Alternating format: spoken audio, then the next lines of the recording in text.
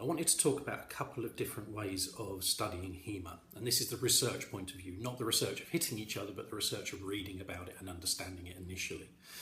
And those two ways really are to look at one particular source and to isolate yourself within that source and try and exclude all outside information. And really try and immerse yourself in the mindset of a particular instructor and what they're trying to author, and try and think about what they were trying to get at. And the second is to try and look at lots of different authors to accept input from other martial arts systems that are current, and so on and so on.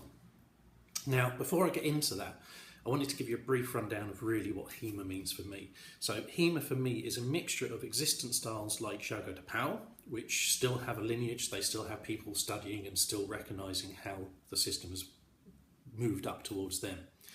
And then for the majority of us who are working with the historical European martial arts, it's that we found old texts of systems that have pretty much died out, and we have researched them and we try and bring them back to life. Now, we're not trying to do this just by clubbing and assuming and looking at pictures. We really are, if you take our earlier source, for example, trying to find out, first of all, obviously what it looks like, but secondly, we're reading what they're talking about. And this isn't just, here's a picture of two guys with swords, don't know they look pretty. This is a case of, this is how you should fight with this weapon. This is the advantages of doing certain things. This is the disadvantages of doing certain things.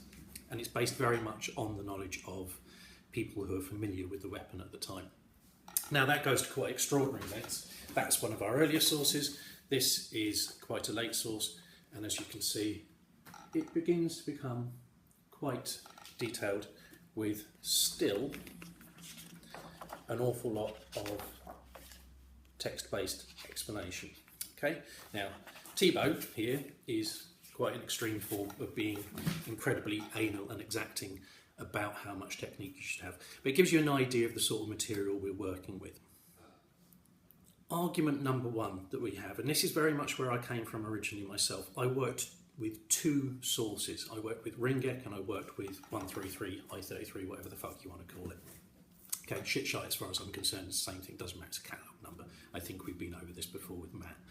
Now, what I used to do, study this, and I studied Ringek, which is a purely text-based form explanation of Lichtenau's Merc verse.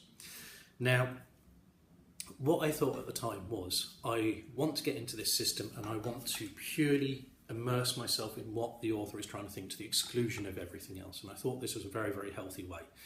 Now, what I would say about that is that although it has benefit, because you do try to learn exactly what that author's doing, you cannot not be influenced by things that you've done before. So I came from a very, very Wing Chun-y background. So everything I did, I extrapolated from this understanding of, well, you trap, you do this. And as it happens, it works very well with 133, but obviously it has coloured my understanding of it. So to say to myself that I was actually studying this system purely on its own merits, as much as I tried to, was misleading. I'm in no way saying that this tabula rasa approach is the wrong way to approach a system. I do believe there's an awful lot of merit, and I do believe that you should take an author's explanation in isolation before you compare it to other systems. But this comparison is very, very important, because although an author might say, if somebody holds their sword like this, or if somebody does this with their sword, or if they hold it out like this is how you'll beat them, what he doesn't often do is explain the reasons that they will make those tactical choices, where another author, having made the decision that those are the correct tactical choices to make, will explain why he does and why he feels that's superior, again, against shapes that he might not explain fully himself.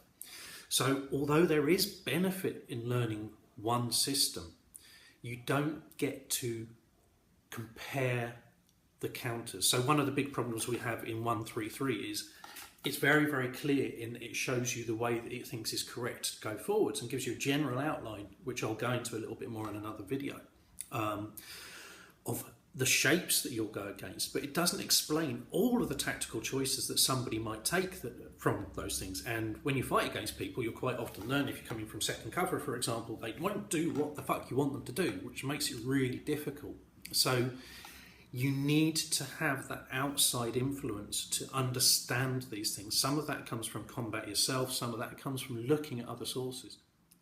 So the big thing that all of these sources give us is not just the experience of a particular author in learning from one particular master or multiple different masters, or their experience in fighting or being on the street or whatever. What we're looking at is we're looking at a multi-generational strata where it's going back from their experiences, back through their master's experiences, being taught with weapons which are relevant at the time. And those weapons have become relevant through generations of use, through generations of warfare and civilian defence.